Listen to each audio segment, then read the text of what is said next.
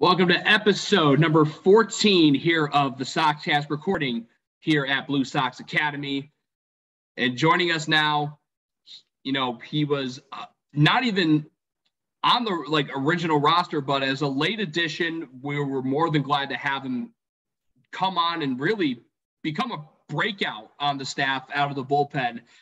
So joining us now is a guy that, fans came to love just with his overall performance and demeanor, and a guy who now is being rewarded for not just his talent, but just character. Now he's currently at South Mountain Community College, but come next year, he'll be Division I at Niagara, just a little bit further west out in near Buffalo. Ryan Figueroa. Figgy, about time I got you on, man. Yeah, no, excited to be on, and it's awesome to do the Soxcast. So let's talk about the fact that, again, on the original roster, I mean, you were a bit of a late addition. So at what point of the year, I mean, was it, maybe like a month, maybe even less than that, maybe more, and when you found out when you were going to be a part of this team, and your overall thoughts when you first got to Utica? I know you're from Arizona, but you got family who lives in the Northeast. Yeah, so it was kind of a strange situation how it happened, because I started a summer job, and it only really lasted for like 3 days. The first day that I started, my coach called me and was like, "Hey, there's this opportunity for you out in New York." And I was like, "Okay, what's it all about?" Trying to figure it out. And he was like, "You go play summer ball out there, and it's in Utica." And at that time, I didn't know what Utica was. I knew it was up in upstate New York, but didn't really know what it was all about. And so started talking with, George, and seeing, what it was all about, and, when I could get up there. And it was actually, I want to say 2 weeks before the season even started when I figured out okay, it's a full go. I'm going up there. So it was kind of very rapid and really amped up. But I mean, when I got there, I mean, like you said, I got family in Massachusetts and in the New England area. So it wasn't that crazy of a difference. But, it was nice to be somewhere where there's green. There's actual seasons and stuff like that, where here in Arizona, it's hot and it's kind of, hell, if that makes sense. But it was fun to come up there. My first impressions of Utica it was kind of cool because it was that small town kind of vibe. But it was also older, which is kind of cool because here in Arizona, everything's newer. So it was kind of cool to have that kind of little change, I guess. And then, I mean, obviously talking on the phone with George, he was like, we have a very passionate fan base.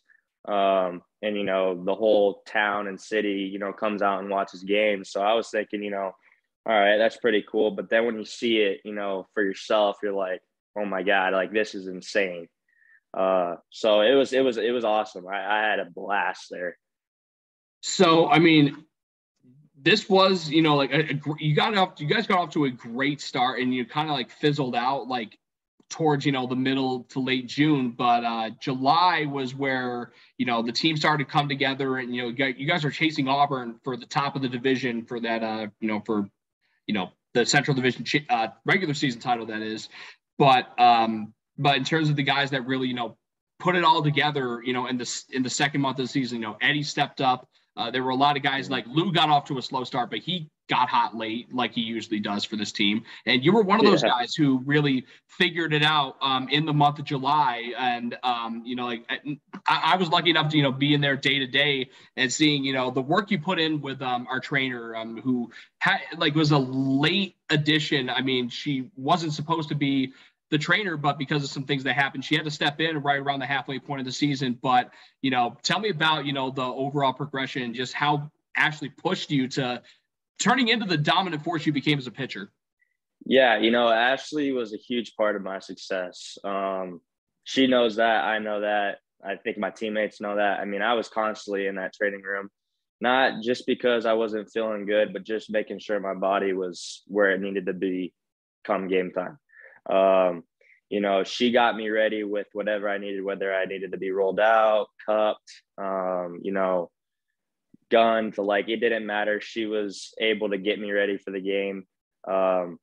she was a huge part to my success. And, I think without her, some of those outings would have been a little bit different because, coming up there in such short notice, I had to get my body ready within 2 weeks. And, I took a little bit of time off after the season, so I wasn't throwing, to be game ready. And she was right there to help me out and, make sure that I was able to, go play and perform well. So, and the other thing is, as a trainer, I can't even imagine because, with a pitcher like you and your motion, which we don't see a lot of, I mean, obviously there has to be a little more work that needs to be put in to make sure your arm and overall body can continue, doing that motion every time you go out to pitch. But I really want to know where that came from and where you transitioned to being a sidearm guy. Yeah. So it actually, so back in high school, I was a center fielder, and let's just say I was 100% all the time, running in the fences, diving for balls. And, between my 8th grade year and freshman year, I was pretty much injury prone because I was doing all that stuff. So I missed a lot of time, with injuries. I broke both my wrists diving for balls at different times. Broke a couple fingers, had a hip problem. So going into my sophomore year, I always pitched, but it was, 3/4, not fully over the top, but over the top than what I am now. And my pitching coach, Jamie Brewington at Hamilton High School, I've been working with him since I was like 6 years old. And, one day he was just like, you've always had run on your ball. You've always had two-seam movement. Let's try something. So he dropped me down to where I am now. And, I was throwing a bullpen and it was consistently strike. And, I just kept working at it and knew that it was something different. I mean, like you said, you don't see a lot of pitchers like us. But, the ones that are like us that can control where the ball is at, it is a huge advantage because you're messing with the hitter like it's a toy. So, it was cool to drop down and get to that, but it also was definitely different because a lot of stuff for other pitchers that you can use, like drills and stuff, you got to manipulate to where you're at, and where I throw. So a lot of stuff that's usually for, the guys that are over the top don't necessarily work with us. But, we can create other things and manipulate it to where it can work for us and works for our benefit. So that definitely that makes sense to me. So in terms of, the end of season push, I mean, the last week of the regular season, I mean, you guys are still chasing Auburn, and with 2 huge home games in that final week, the first of which came on Pink Night. You'd really come out, been passionate, and really gotten involved heavily, as a fan base, like cheering you guys on and, pumping it up every time y'all scored. And it all came together that Pink the Park night with, the attendance was big. And then the team's performance was just utterly dominant. The offense did their thing in the first 3 innings, scoring 6 runs. So when you came in with that cushion, did you feel like more than comfortable just going out there and like not having to worry because the offense had your back? Yeah, I mean, usually when I come in, a lot of the time I feel comfortable, regardless of if there's a run in it or not, just because I've kind of worked for myself to be in that situation and I know what it's like to come in when the game's on the line. So definitely when you have run support, it's easy to just go in there and do what you need to do and then pass it on to the next guy or finish it. And I mean, going into that Pink Park night, all of us knew that it was going to be a big turnout, but nobody really knew how big it was going to be until you started seeing fans line up at the gate. I think it was an hour before. So, I mean, we all knew it was a big deal. We got the pink unis, which were awesome. So that was a good part on your guys' job. But, it was awesome to just wear those and play in front of the fans. It was a huge turnout. Rosie killed it to start, with his grandmother being the cancer survivor and, passing it on to me. And I think Flayhive and Chasey pitched that night too. Yep. So it was nice to get those guys in there. But, definitely when you have run support, it's way better. And especially with, excess of fans that were there. I mean, it was a huge turnout, and obviously, you had seen it from the beginning, Pump It Up, developed a life of its own. But was it crazy to I mean, is it crazy that it got a life of its own? It grew to what it came to be, especially on a night like that with that many fans? Yeah, I mean, I think that's a huge part of the fans' job right there. I mean, they did an awesome job coming out to games and stuff, but you can do all this stuff like, when you're up in the media booth, but you got to have the fans in there engaged.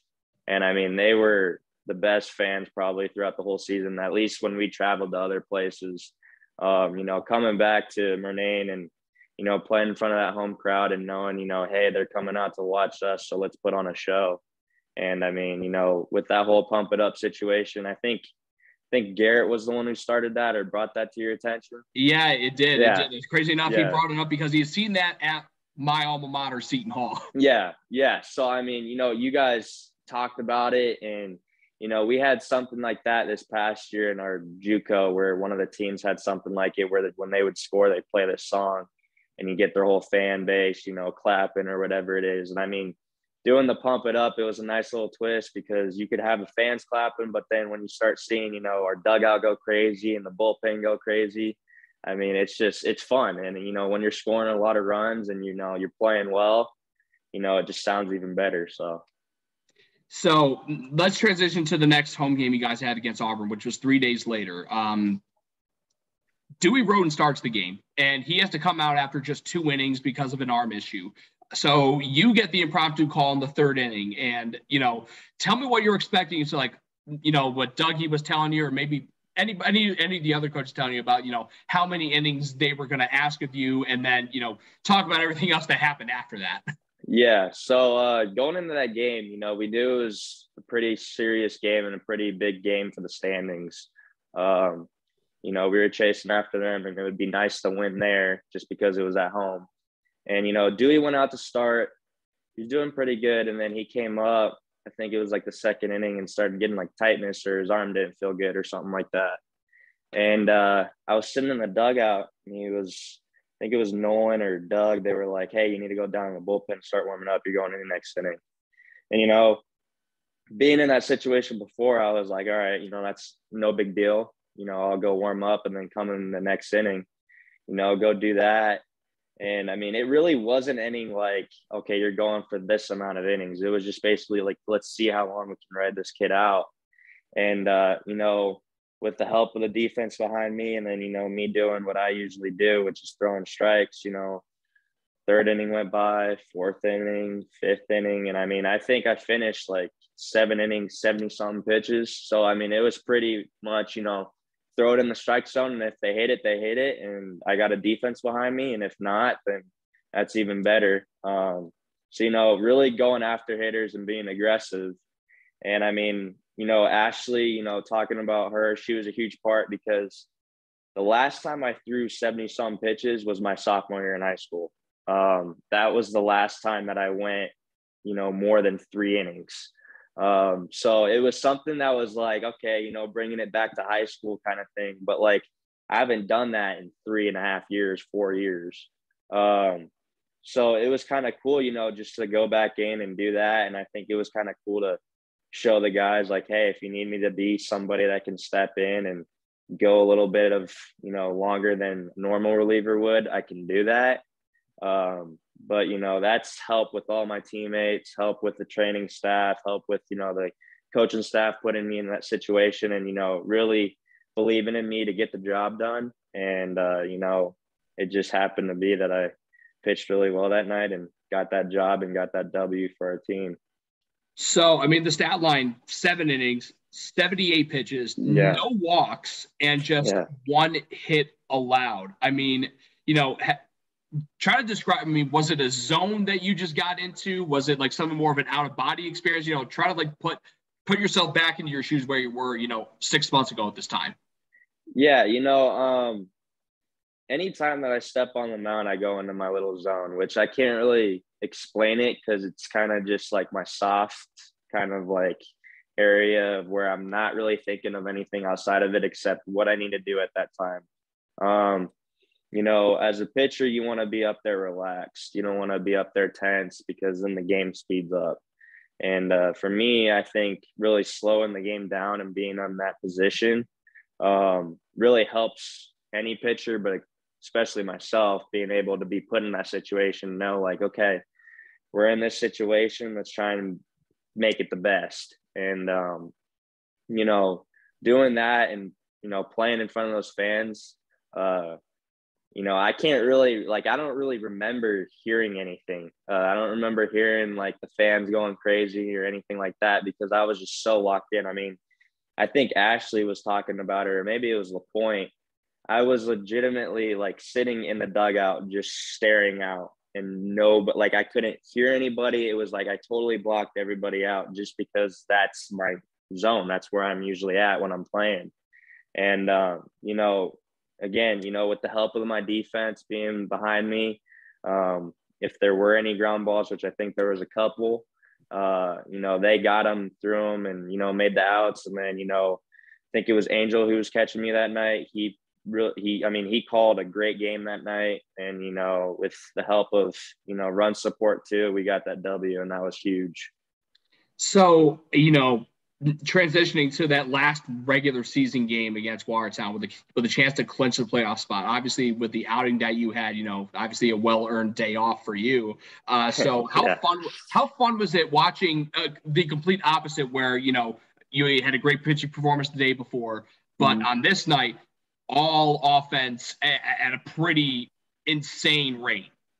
Yeah. I mean, you talked about where we were kind of skidding a little bit. I think our pitching staff, for the most part, was pretty consistent. And I mean, you have your slumps on both sides where, pitchers kind of start throwing balls over the plate and they start getting barreled up, and just like, hitters, they go into a little bit of a slump. But I mean, when you talk about an offense at a premium, like I can't remember like going to go get a cup of water and then hearing either pump it up or, somebody gets a knock and is on base and the crowd's going crazy. I mean, that was an insane night by our offense, and, props up to them. And, earning that little day off was nice to watch because literally I think Angel hit a home run that night.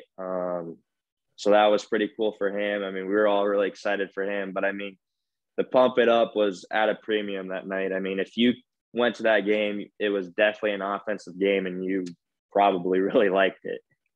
Yeah, and speaking of Angel hitting that home run, I mean, that gave you guys the single game runs record in the history of the franchise. I mean, of all people, expecting Angel, I mean, on a knock maybe, but on a dinger? Yeah. I mean, it was insane. I don't even think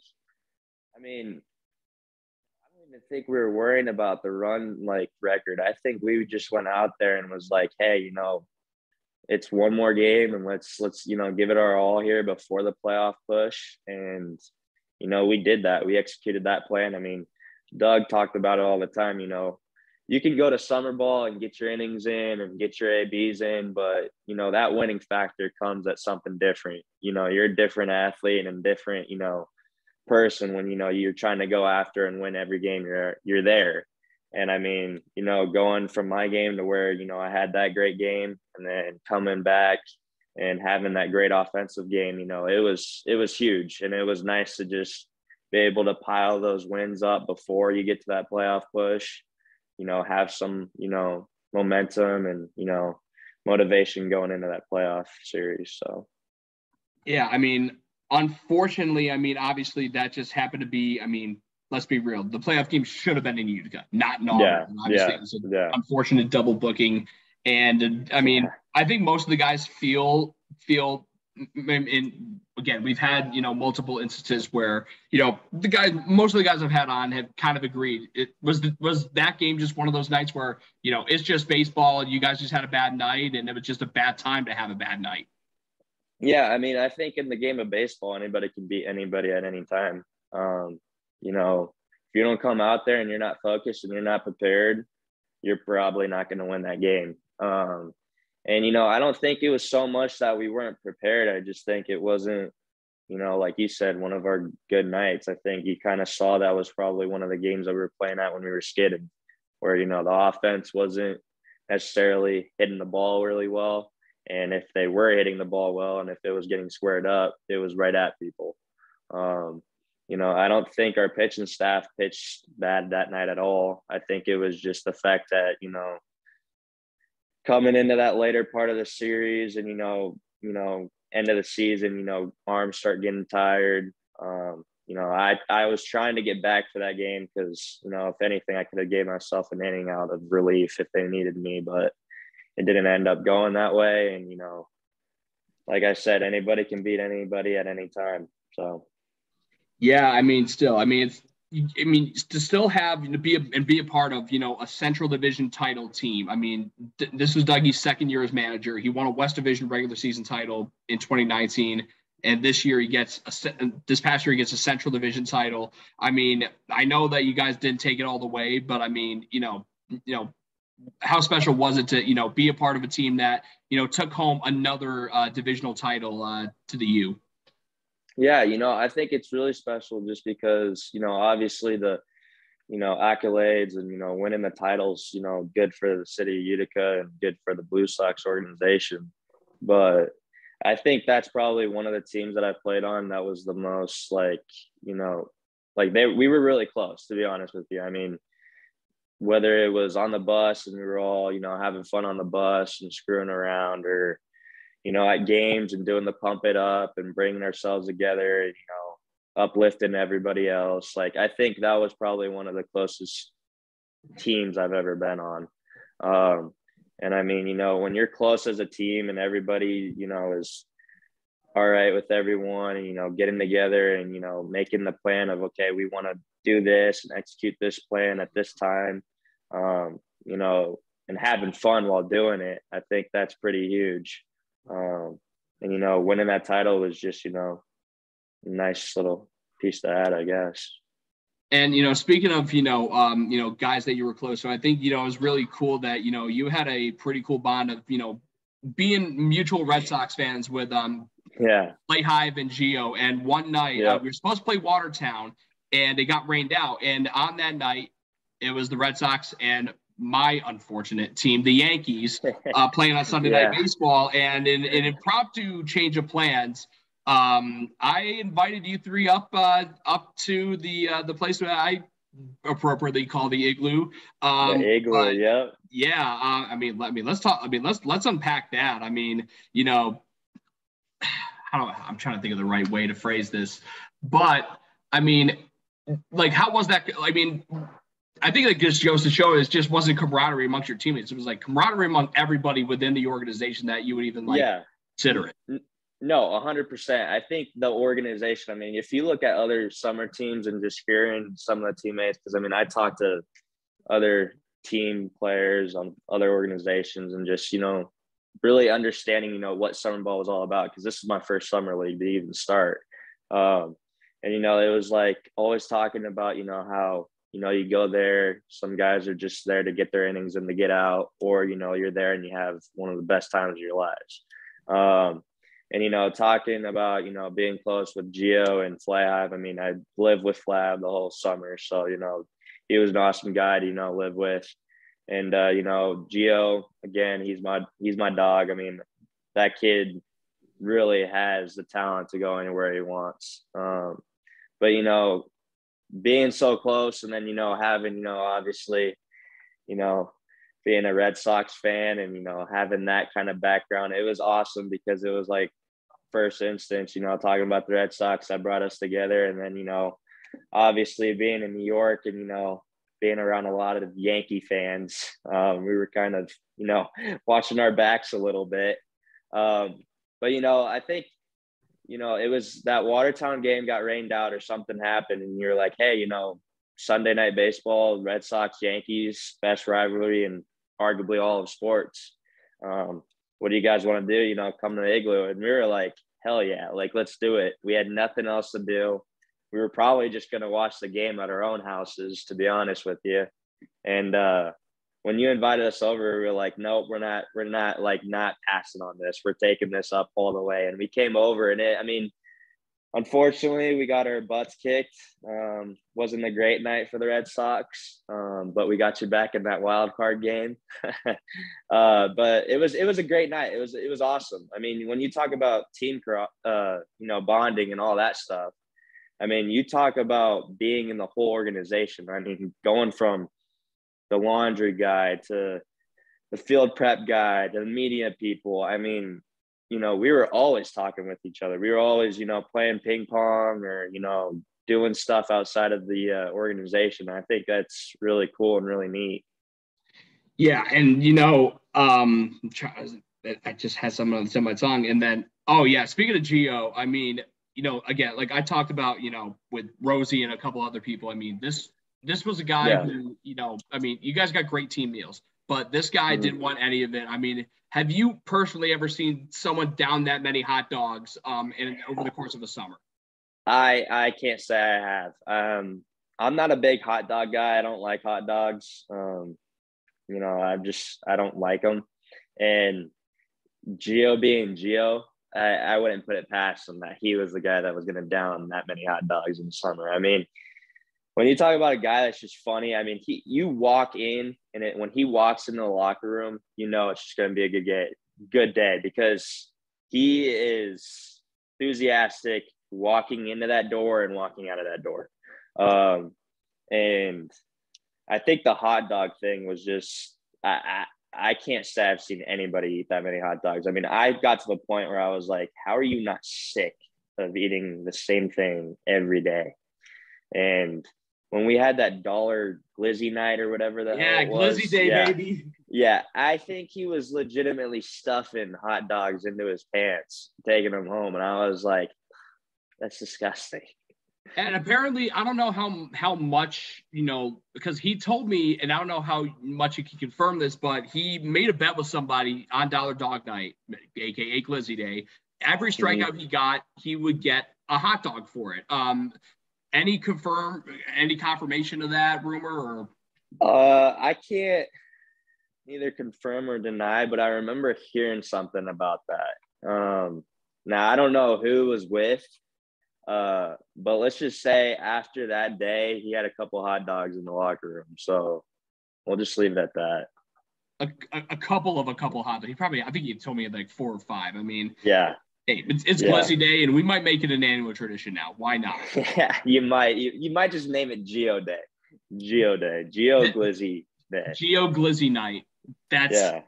I'll put that to the higher ups later on. But I mean, just to wrap this up, I mean, let's talk about the fact that again, you're a junior college guy that is now gonna be going the D1 route, next year at Niagara. I mean,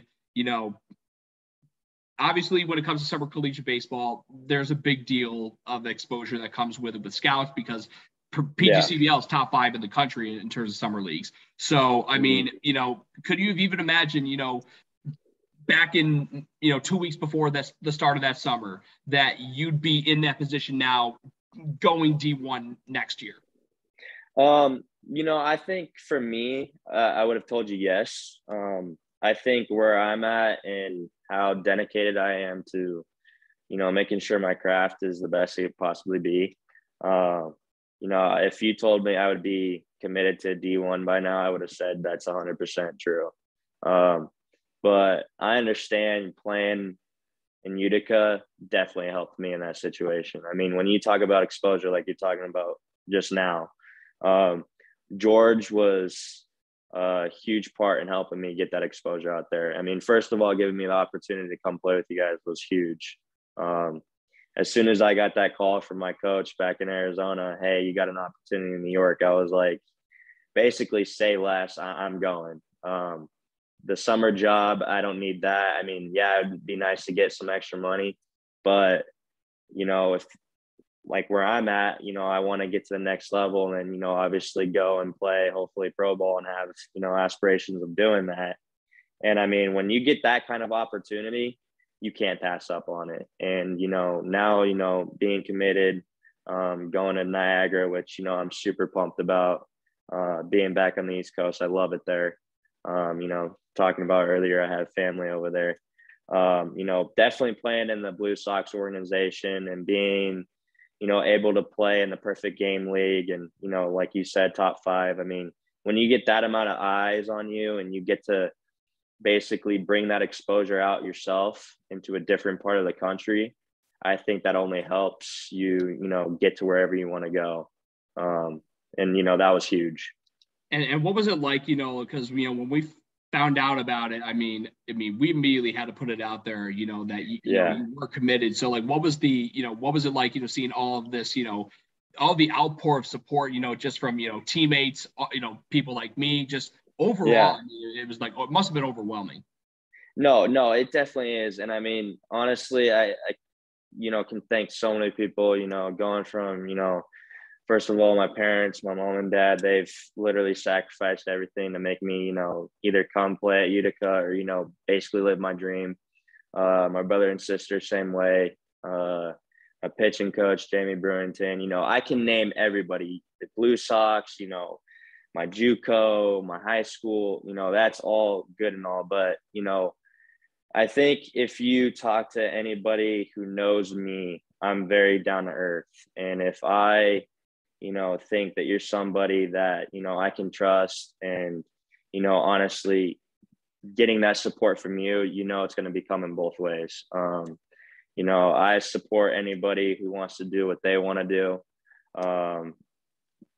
Future teammates, past teammates, present teammates, even, the staff there. I mean, it was huge. When it first happened, I honestly didn't think, people are going to reach out and say, hey, we always knew it, or, hey, you keep working, you're going to get there or whatever. Congratulations. But when you see everybody else, I mean, when you talk about making connections in the summer, guys that you didn't even know before coming in the summer and people you didn't even know coming before the summer to the end of summer and going into the fall. And then, that huge thing comes out and they're always talking back and, saying, congratulations and reaching out. I mean, that's just huge. And I can't thank you guys enough for the opportunity. I can't thank my teammates for, being there for me and allowing me to do what I can do. It's honestly awesome. I can't say enough. And again, our job as the Summer Ball organization is to get guys, moving up the ladder, not just with, collegiately, but to get you to that next level of play professionally. Yeah. I mean, you heard it, like that summer, we had a former catcher of ours, and obviously there was a lot of talk about him getting drafted. And obviously that same summer, former product of ours, Cedric Mullins, who, the Red Sox see a lot, seeing him be a star in the All-Star game. I mean, in a way, do you kind of like look up to, even though they were before your time, if you will, when they were here, like, do you look at those guys and say, like, if they can do it, so can I? No, 100%. I think it goes back to really anywhere I've been. I mean, you probably wouldn't know, but back in Arizona, I mean, Hamilton High School, that's the high school that Cody Bellinger went to. So, I mean, that's, the big hurrah there. But I mean, the players that have passed through that organization and being there at certain times with those guys, that kind of builds that character and that kind of, mindset of, okay, they've done it. They've gotten through wherever they needed to go to get to that next level. Why can't you? And, when you're given all the resources that I've been given, whether it's from, the Blue Sox organization or the JUCO that I'm at, which is South Mountain, or my high school, really it's in your hands. You take it and you take the opportunities that you get and you run with it. And that's what I felt like I did this past summer. I got the opportunity to go play.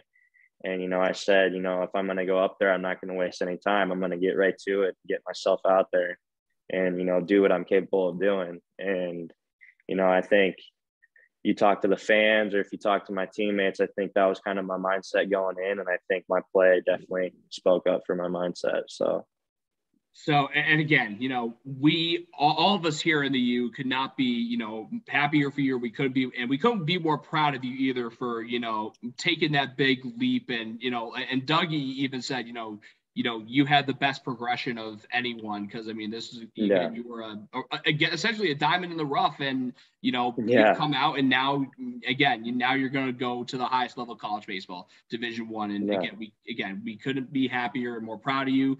Figgy, again, congrats on that D1, you know, best of luck again, you know, this season at South Mountain. And then when you get to that D1 level, keep doing your thing there. And of course, thanks for the time here coming on the Soxcast with me.